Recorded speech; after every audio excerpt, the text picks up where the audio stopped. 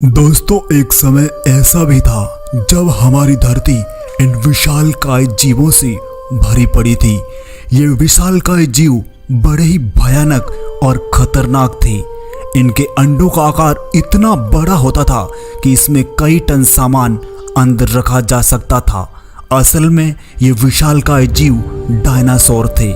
छोटे जीव तो इनकी आवाज मात्र से ही कांप उठते थे। इन विशालकाय डायनासोरों ने हमारी धरती पर करीब 14 करोड़ सालों तक राज किया था। ये दौर करोड़ों साल पहले का है। उस समय इंसानों का नामो निशान भी नहीं था। ये वही धरती है जिस पर कभी डायनासोरों का बसेरा हुआ करता था। ये विशालकाय जीव अपने परिवार के साथ बड़े खुश मिजाज नजर आ रहे थे। जंगल ही इनका युद्ध क्षेत्र था। यहीं पर लड़ाइयां लड़ते और आपस में मर मिटते। हर तरफ इनकी ही चीखें गूंजा करती थी। मगर कुदरत का खेल भी अजीब था। करोड़ों साल तक राज करने के बाद भी इन विशालकाय डायनासोरों को धरती ने नहीं अपनाया था। आखिर वह कौन सी घटना थी जिसने इन विशालकाय डायनासोरों को धरती से ही तबाह कर दिया था? आखिर उस वक्त ऐसा क्या हुआ था? ये सोचकर आज की मानव सभ्यता भी कांप उठती है।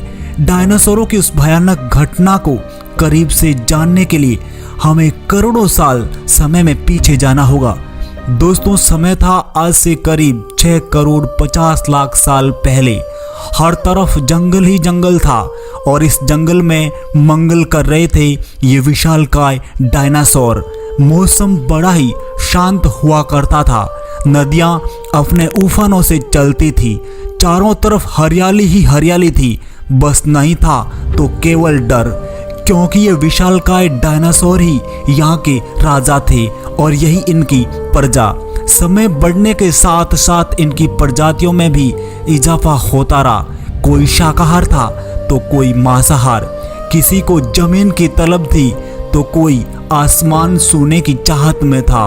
असल में इन विशालकाय डायनासोरों का जीवन किसी जन्नत से कम नहीं था। इनके साथ एक और जीव भी पनप रहा था, मगर डायनासोर इनसे अनजान थे, क्योंकि ये छोटे जीव धरती में छिपकर अपना जीवन गुजार रहे थे।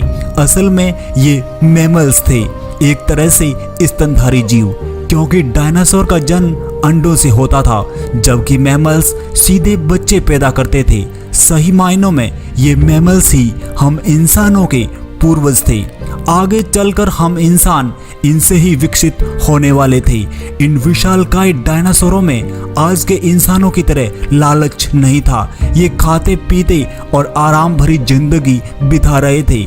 इनका काम था तो बस अपनी प्रजाति को आगे बढ़ाना, मगर नियति को कुछ और ही मंजूर था। करोड़ों वर्षों से ये विशालकाय डायनासोर बड़े आराम से जीवन बिता रहे थे, मगर नियति की अनहोनी को ये डायनासोर आभास भी नहीं कर पा रहे थे। उस वक्त एक 10 किलोमीटर व्यास वाला उल्कापिंड तेजी से धरती की ओर बढ़ रहा था। ऐसा लग रहा था कि ये उल्कापिंड दूसरे ग्रहों से टकराकर अपनी दिशा ही बदल देगा, मगर डायनासोर के विनाश को कौन टाल सकता था? उल्कापिंड का धरती के वातावरण में पहुंचते ही ये आग का गोला और भी खतरनाक हो चुका था। इसकी रफ्तार इतनी तेज थी कि इसने केवल 4 मिनट में ही अटलांटिक महासागर को पार कर लिया था। अब यह एक भयंकर आग के गोले में तब्दील हो चुका था। इस भयानक आग के गोले की चमक इतनी तेज थी कि धरती के डायनासोर को दिखना तक बंद हो गया था, मगर ये विशालकाय डायनासोर आग की गर्मी को भली भांति महसूस कर पा रहे थे। इनकी मोटी चमड़ी हर तरह से सुरक्षित थी, मगर अब इस गर्मी से वो भी आसानी से पिघल रही थी। देखते ही देखते धरती पर एक मोटी चादर सी बिछ गई थी। ये वही डायनासोर थे जो कुछ ही क्षण पहले आरामदायक जीवन जी रहे थे, मगर अब चारों ओर हाहाकार मच गया था। हर कोई अपनी जान की भीख मांग रहा था। अब इनकी आंखों में वो तबाही का मंजर भी साफ नजर आ रहा था। आखिर ये आग का गोला भी कब तक इंतजार करता? एक महाविस्फोट के साथ ये उल्कापिंड मेक्सिको की खाड़ी से जा टकराया। ये विस्फोट इतना भयानक था कि पूरी धरती ही आग में तब्दील हो गई थी। धरती की लाखों करोड़ टन धातुएं आसमान में बिखर गई थी। इस विस्फोट की मार इतनी अधिक थी कि धरती के आंतरिक भागों में भी हलचल पैदा हो गई थी। भूकंप के साथ सुनामी तरंगों ने भी धरती पर जमकर तबाही मचाई। इस विस्फोट से उत्पन्न रेडिएशन इतना भयानक था कि धरती के सारे जीव राख के ढेर में तब्दील हो गए थे।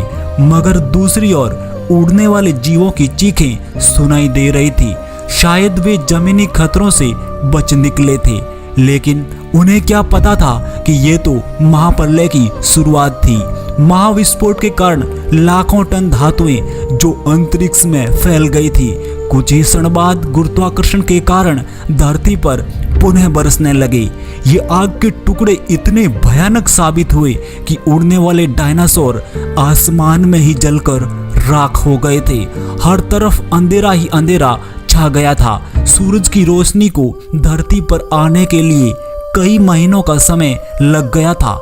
इस महाविस्फोट से धरती की 90% प्रजाति का खात्मा हो चुका था। बिना सूरज की रोशनी के पेड़ पौधे भी जलकर राख हो चुके थे। कुछ ही क्षण पहले जो हंसी खुशी का माहौल था, पल भर में ही तबाही के मंजर में समा गया। अब इनकी प्रजाति हमेशा के लिए विदा हो चुकी थी। मगर धरती में जो छोटे जीव बिल बनाकर रहते थे, उनके लिए यह उल्कापिंड वरदान साबित हुआ, क्योंकि अब उनका जीवन नियति ने ही चुना था। क्योंकि किसी न किसी को तो इस धरती पर राज करना ही था। असल में इन मैमल्स की वजह से ही हम इंसान इस धरती पर पनपने में सफल हुए थे। ये सब नियति के हाथ में था। नियति चाहती थी कि इस धरती पर बुद्धिमान इंसानों का राज हो, मगर डायनासोर के रहते ये कतई संभव नहीं था। नियति समय समय पर अपनी प्रजाति का चुनाव स्वयं करती है। हो सकता है आने वाले समय में हम इंसानों के साथ भी ऐसा ही कुछ हो, क्योंकि इंसान अपने आप को धरती का सर्वेसर्वा मान बैठा है। हर वक्त वह प्रकृति से लेने की ही कोशिश कर रहा है। आज लालच इतना बढ़ चुका है कि इंसान को ही खाने में लगा है।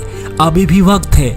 अगर इंसानियत नहीं जागी तो इस धरती पर कोई और प्रजाति ही राज करेगी।